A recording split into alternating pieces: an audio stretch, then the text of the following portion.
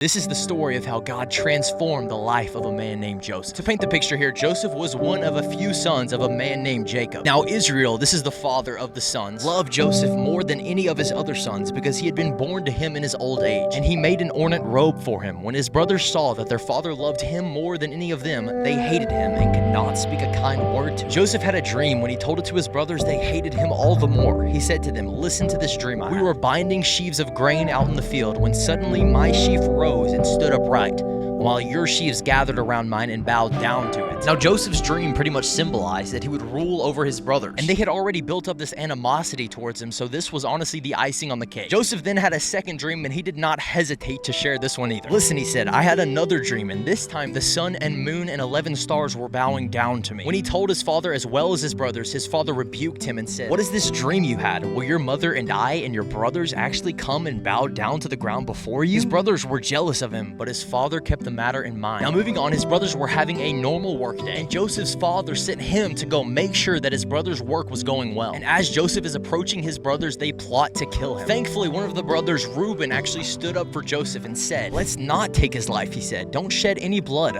Throw him into the cistern here in the wilderness, but don't lay a hand on him." Reuben said this to rescue him from them and to take him back to his father. So here we can see Reuben actually planned on rebelling against his brother's plan afterwards and returning Joseph to safety with his father. So when Joseph came to his brothers, they stripped him of his robe, the ornate robe he was wearing, and they took him and threw him into the cistern. The cistern was empty. There was no water in it. Keep it noted there. They took the special robe from Joseph that his father had given him. On to verse 26. Judah said to his brothers, "What will we gain if we kill our brother and cover up his blood? Come, let's sell him to the Ishmaelites and not lay our hands on him. After all, he is our brother, our own flesh and blood." And the brothers agreed. Okay, wait a second. Let's take a look into this deep. He's our brother after all. Let's not kill him. Committing murder on their brother didn't matter to them when they had nothing to benefit from it. But then an ulterior motive comes into play, and now all of a sudden he's their brother. They should spare his life. They're doing the right thing. How often do we try to cover our sin up? How often do we reason within, trying to convince ourselves that our sin is okay? We try to justify our wickedness the same way these brothers tried to justify theirs. We sit here and we shame these brothers for what they're doing, but we are no different. Verse 29, when Reuben returned to the cistern and saw that Joseph was not there, he tore his clothes. Okay, evidently, guys, Reuben didn't know that they were actually taking him out of the well and selling him to the Ishmaelites. So whenever he goes to the well to save Joseph, because he said earlier he was going to turn on the brothers and actually save Joseph and bring him back to the father, he gets there and he's shocked. He went back to his brothers and said, "The boy isn't there. Where can I turn now?" Reuben here made a similar mistake to what you and me make every day. "Oh, it's all good. After my brothers leave, I'll come back for Joseph and I'll save him." Like he has any control over his future at all. Life is but a vapor. We are not promised another breath. Reuben should have never said that "I will do this." Instead, ye ought to say, "If it is the Lord's will, we will live and do this or that." We delay taking action because of uncomfortability. But whenever we run from being intentional, we're acting as if we actually have control over the situation in the future, which we don't. And we learn that here in the situation with Reuben.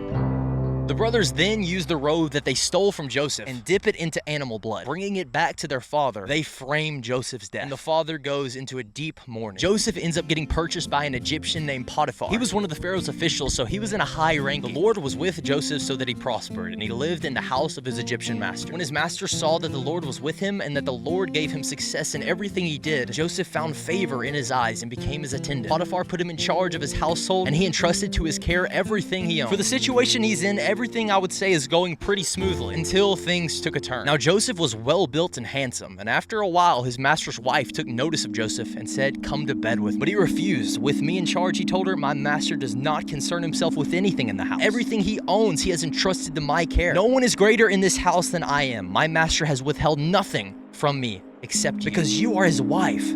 How then could I do such a wicked thing and sin against God?" Joseph denies himself in this moment out of respect for his master and his God. However, this didn't settle right with the woman, and she inevitably frames Joseph. Heading to verse 14, she called her household servants. "Look," she said to them, "this Hebrew has been brought to us to make sport of us. He came in here to sleep with me, but I screamed. When he heard me scream for help, he left his cloak beside me and ran out of the house." See guys, this was completely untrue, but regardless, the master believed his wife. And verse 20 goes on on to say Joseph's master took him and put him in prison, the place where the king's prisoners were confined. So at this point, Joseph has been through it. He got framed by his brothers for something that didn't happen, and he got framed by this woman for something he didn't do. Both times receiving the short end of the stick. But in these next few verses, it seems like these trials actually might be coming to an end for Joseph. Okay guys, in chapter 40, we learned that there are two individual servants of Pharaoh in prison, and they both have dreams individually on the same night. After waking up and discussing this one with another, they were upset and confused because they had no idea what the dreams meant. And that brings us to verse 8. We both had dreams, they answered, but there is no one to interpret them. Then Joseph said to them, do not interpretations belong to God? Tell me your dream. So the chief cupbearer told Joseph his dream. He said to him, in my dream I saw a vine in front of me, and on the vine were 3 branches. As soon as it budded, it blossomed, and its cluster ripened into my grapes. Guys, stick with me, we're gonna go through this. Pharaoh's cup was in my hand, and I took the grapes, squeezed them into Pharaoh's cup, and put the cup in his hand. This is what it means, Joseph said to him. The 3 branches are 3 days. Within 3 days, Pharaoh will lift up your head and restore you to your position, and you will put Pharaoh's cup in his hand. But when all goes well with you, remember me and show me kindness. Mention me to Pharaoh and get me out of this prison. Likewise, he reads for the baker as well, and the conclusion on his dream is in verse 19. Within 3 days, Pharaoh will lift off your head and impale your body on a pole, and the birds will eat away your flesh. Now guys, this is amazing. Okay, not for the baker. Not for the baker. That's super unfortunate, but Joseph made an amazing connection with the cupbearer. He read his dream and it was correct. The cupbearer ends up actually getting taken out of prison, and he is now back to his position next to Pharaoh. But then verse 23 goes on to say, the chief cupbearer, however, did not remember Joseph. He forgot him. Imagine being Joseph. Everything is slamming down on you. The people closest in this life to you turned on. You're trying to be obedient to your faith, but you end up getting framed and imprisoned. You do these 2 servants a favor by reading their dream, and your only request is that they remember you whenever they get out, and they forget you instantly. Do you share any of the anxiety, depression, loneliness? Probably he feels betrayed from God in this moment. Do you share any of those feelings that Joseph surely felt? 41 verse 1, when 2 full years had passed, Pharaoh had a dream. Let's not leave that sentence, guys. 2 full years after this situation, Joseph was imprisoned. 2 more years. The word says that Pharaoh ended up having a dream though, and in verse 8, in the morning his mind was troubled, so he sent for all the magicians and the wise men of Egypt. Pharaoh told them his dreams, but no one could interpret them for him. Then the chief cupbearer said to Pharaoh, today I am reminded of my shortcomings. Pharaoh was once angry with his servants, and he imprisoned me and the chief baker in the house of the captain of the guard. Each of us had a dream the same night, and each dream had a meaning of its own. Now a young Hebrew was there with us. This is Joseph, a servant of the captain of the guard. We told him our dreams, and he interpreted them for us, giving each man the interpretation of his dream. And the things turned out exactly as he interpreted them to us. I was restored to my position, and the other man was impaled. So now, years later, Pharaoh has a dream that he needs to get read, and the cupbearer, whose dream was previously read by Joseph years ago, remembered Joseph in that moment, and he brought him up to Pharaoh, saying, this guy can read dreams. He read mine 2 years ago. He's still in prison. We should go get him. So Pharaoh sent for Joseph, and he was quickly brought from the dungeon. When he had shaved and changed his clothes, he came before Pharaoh. Pharaoh said to Joseph, I have had a dream, and no one can interpret. But I have heard it said of you that when you hear a dream, you can interpret. I can only imagine the desperation that I would feel in this moment. I've been in prison for years, and here's my ticket out right here. And I've interpreted dreams before. This is my thing. Well, let's take a look at how Joseph actually responds. He says, I cannot do it.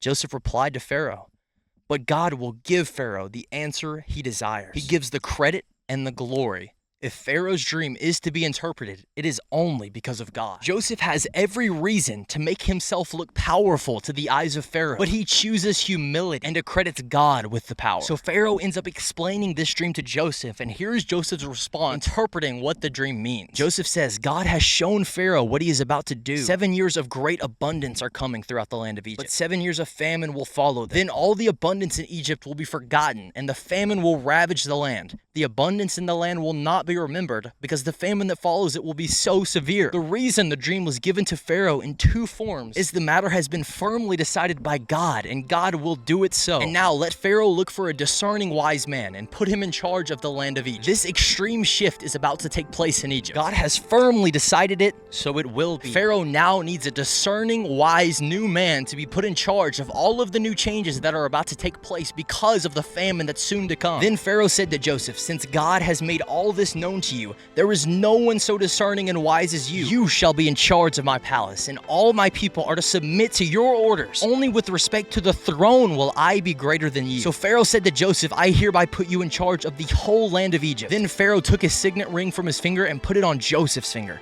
He dressed him in robes of fine linen and put a gold chain around his neck. He had him ride in his chariot as his second in command. And people shouted before him, "Make way."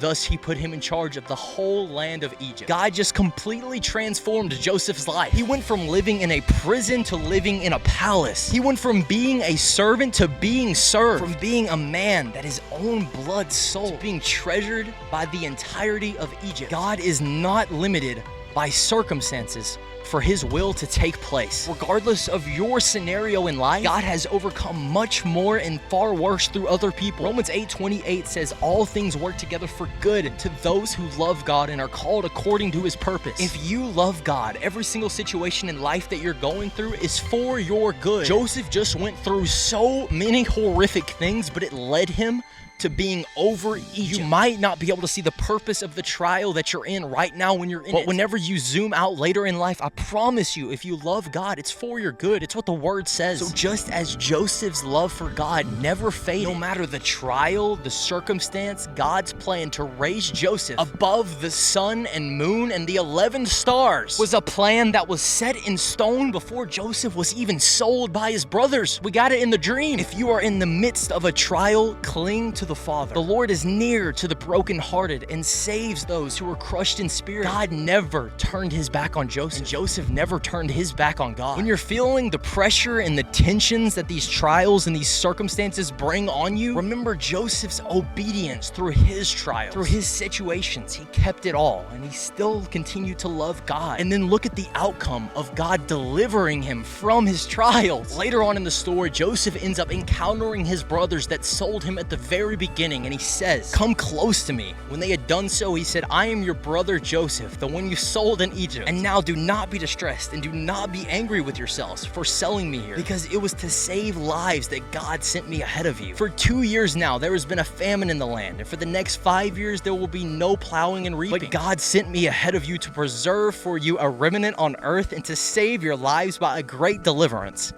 So then it was not you who sent me here, but God. He made me father to Pharaoh, lord of his entire household and ruler of Egypt." God is in absolute control. Many are the plans in a person's heart, but it is the Lord's purpose that will prevail. Don't let the trials that life throws at you shake your faith, because this trial, similar to Joseph, might be the thing that completely transforms your life.